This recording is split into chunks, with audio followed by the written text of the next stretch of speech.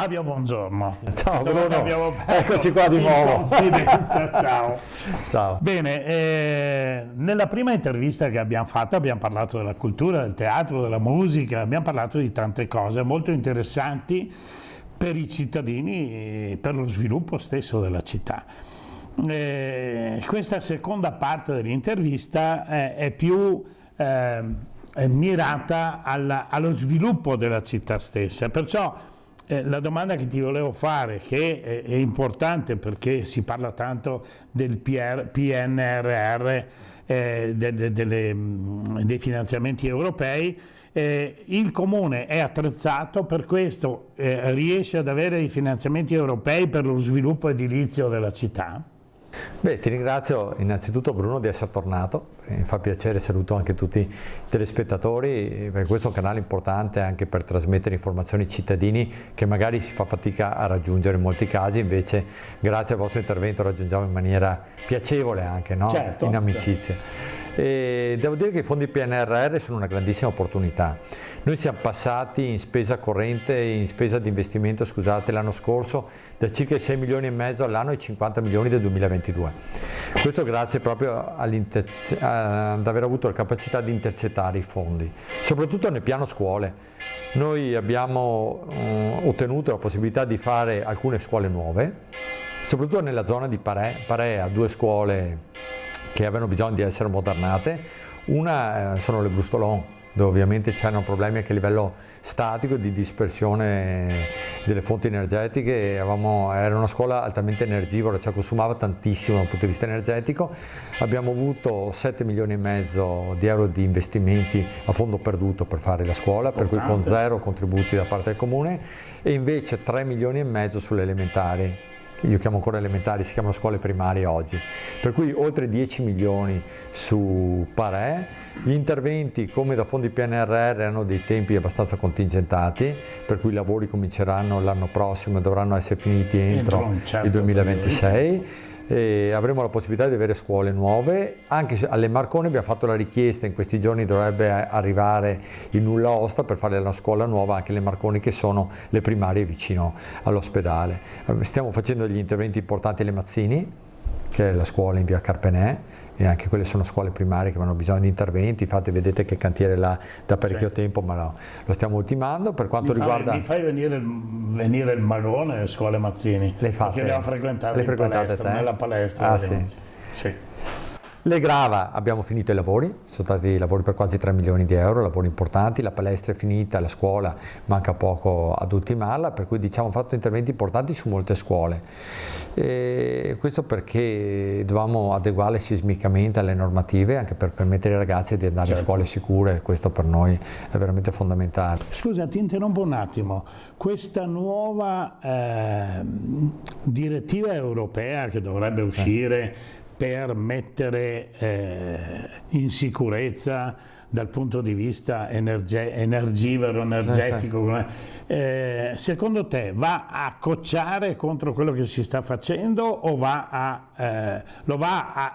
come si dice, lo va a complicare o lo va a sviluppare in maniera diversa? Io penso svilupparlo, anche se devo dire che le normative europee spesso sono normative che non tengono conto delle diverse realtà dei vari stati, e questo è una pecca dell'Unione Europea, perché poi ci troviamo a doverle declinare in ogni stato in maniera differente, e tutti hanno un patrimonio edilizio diverso. Per in Italia è un posto dove le famiglie ci hanno sempre tenuto ad avere la propria casa, eccetera, ma oggi ci troviamo con un patrimonio edilizio un po' vecchio e difficile da riorganizzare, anche perché c'è una crisi economica spaventosa. Come abbiamo visto, il governo ha bloccato l'eco bonus da un punto di vista della possibilità di cedere i crediti, anche perché era insostenibile.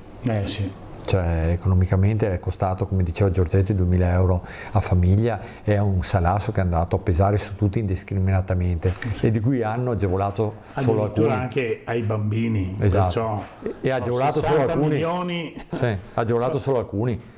Per cui esatto. È un ragionamento sul quale bisogna fare molta attenzione. Per quanto riguarda le nostre scuole ci permetterà di spendere molto meno, perché noi quest'anno abbiamo avuto un incremento delle utenze di circa 1 milione di euro per quanto riguarda il Comune di Conegliano, e dobbiamo cercare di tagliare su questo, perché non possiamo pensare di tagliare i servizi ai cittadini per pagare spese di bolletta. E noi abbiamo la possibilità di un controllo sugli acquisti, cioè se il mattone normalmente, la semplifico, costa 10 centesimi e in un'epoca normale costa 10 centesimi, chi approfitta lo porta a 30, riusciamo a controllare che i prezzi di acquisto di materiali siano di mercato? No, assolutamente no, cioè noi facciamo i bandi, si partecipa e ovviamente prendi il prezzo migliore e la qualità, però i prezzi sono lievitati tutti, cioè oggi ti ritrovi con aumenti dei prezzi che vanno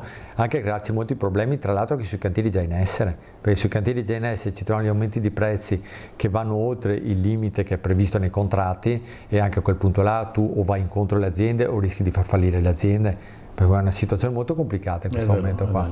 Però lo affronteremo in futuro in maniera più bisogna affrontarlo, perché è una cosa davvero da far capire ai cittadini. Tra l'altro lo Stato è venuto incontro dando un 10% in più per ogni cantiere in essere, e questa è stata una cosa molto importante perché ci ha permesso di respirare. Diciamo anche le cose buone che fa il governo, perché sennò si rischia sempre di dire che da Roma arrivano solo cose negative.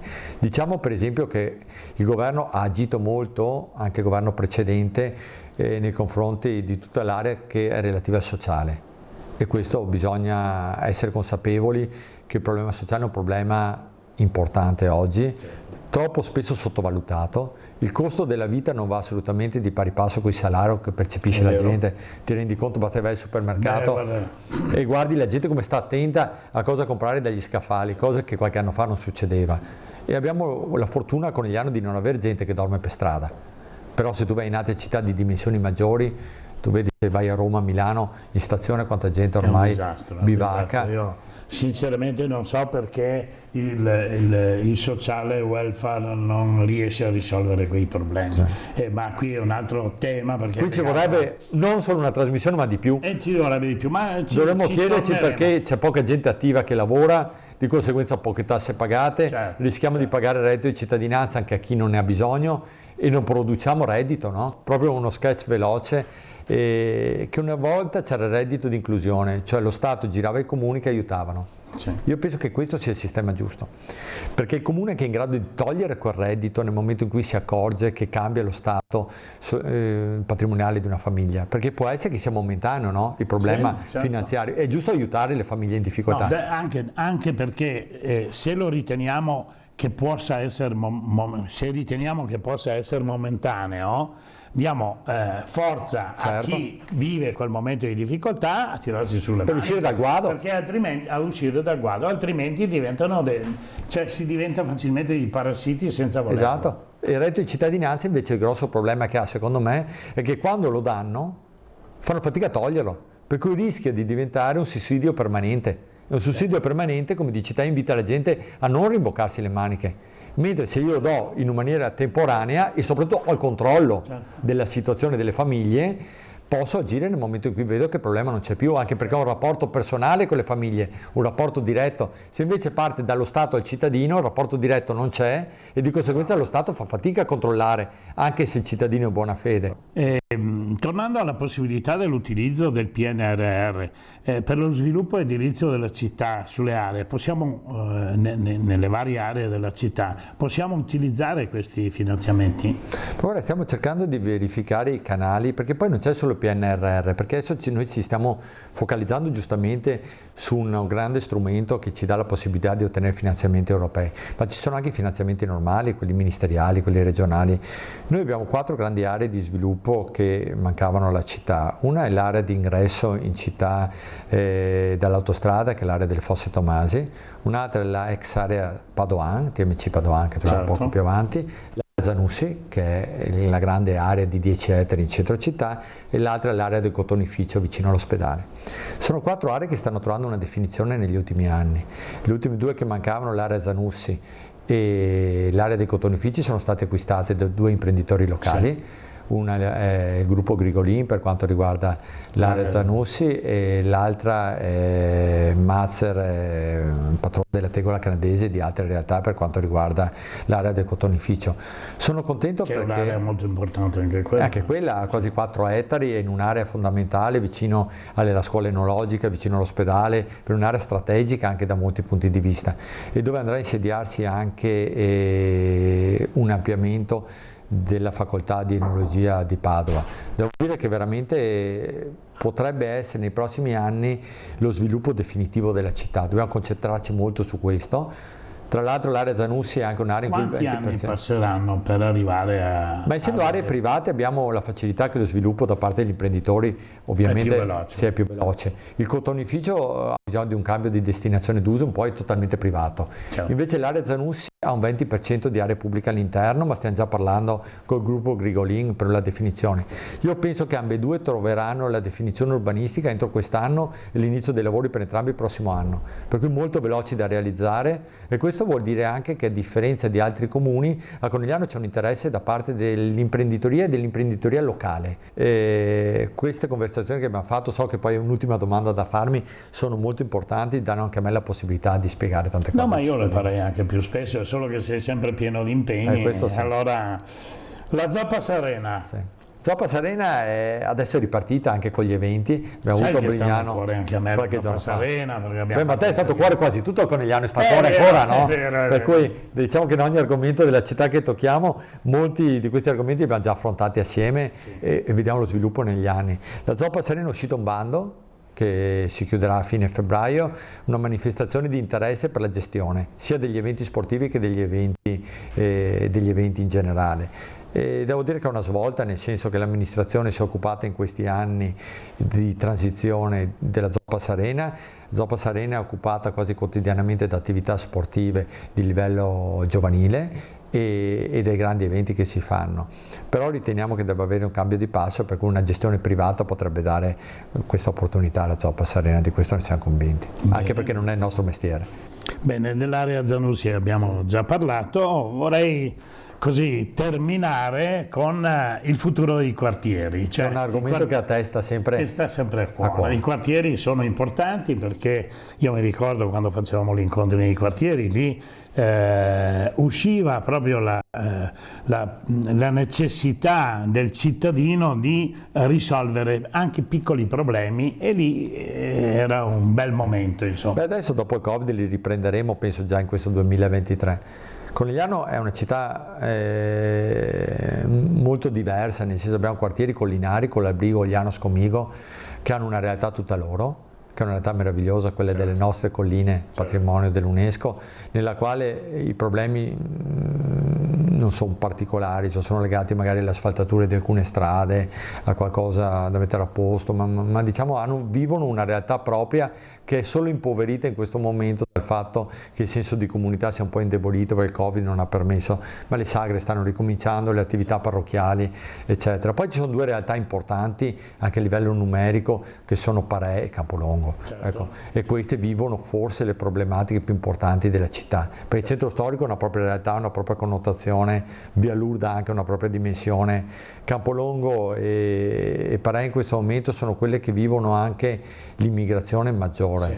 Oggi Conegliano è la seconda città del Veneto con le percentuali maggiori di immigrazione, arriviamo al 17%. E anche questo è un altro tema che andremo ad affrontare, sì, perché è importante. E secondo me è un tema che dimostra anche come Conegliano sia sempre stata una città accogliente, nel senso un 17% che però in gran parte non crea problematiche, perché la maggior parte è inserita nella città, sono lavoratori. Io sono rimasto al 10, siamo sì, già al 17. Poi c'è una piccola percentuale che invece dà un gran fastidio, ma non è solo, certo, perché a me dispiace quando parlano e banalizzano extracomunitari, vedo anche tanti dei nostri ragazzi che non si comportano bene, cioè diciamo che noi vogliamo dividere tra chi si comporta bene e chi si comporta male. Bravo. La parte di immigrazione in gran parte è gente che lavora nelle fabbriche, dove troviamo una percentuale vicino al 90% di lavoratori nelle fabbriche extracomunitarie, e questa è una realtà di cui dobbiamo tener conto, perché è facile banalizzare, no? Dire le cose non vanno. No, devo dire che tanti di loro... è facile, però il malcontento per la mala informazione, per la cattiva informazione, o comunque per un impatto diverso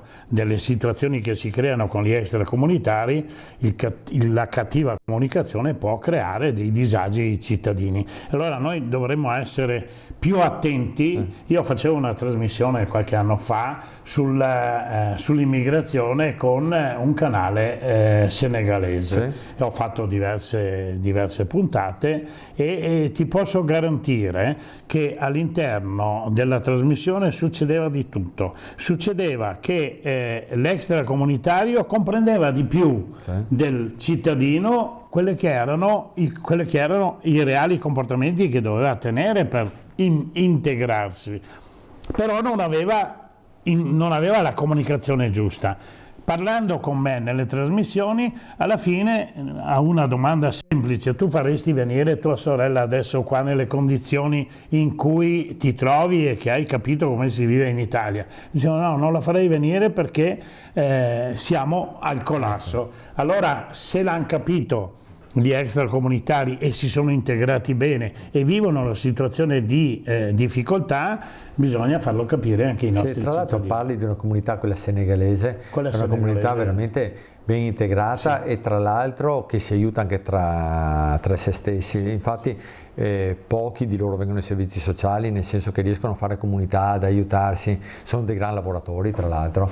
E questo è l'integrazione tocca anche i quartieri, perché nella città c'è la possibilità appunto di avere più o meno extracomunitari, è giusto farli dialogare bene con i quartieri. Tra l'altro mi fai chiudere proprio con una notizia, che anche quest'anno riprendiamo il grande evento senegalese che si faceva ogni anno, la Zoppa Arena. Il 28, 29 e 30 aprile ci saranno 5.000 senegalesi da tutta Europa, compresi i ministri senegalesi eccetera, che verranno a Conegliano ogni anno, che è una città di grande integrazione, come ripeto, a fare la loro convention europea, e è sempre stata fatta, non ha mai creato nessun problema. Magari i cittadini di Conegliano non lo sanno, ma insomma bisogna anche essere fieri che questi eventi vengano fatti in una città come Conegliano, che non ha grandi dimensioni, però una cultura dell'integrazione che viene portata ad esempio in tutto il mondo. Bene Fabio, abbiamo terminato questa intervista, questi due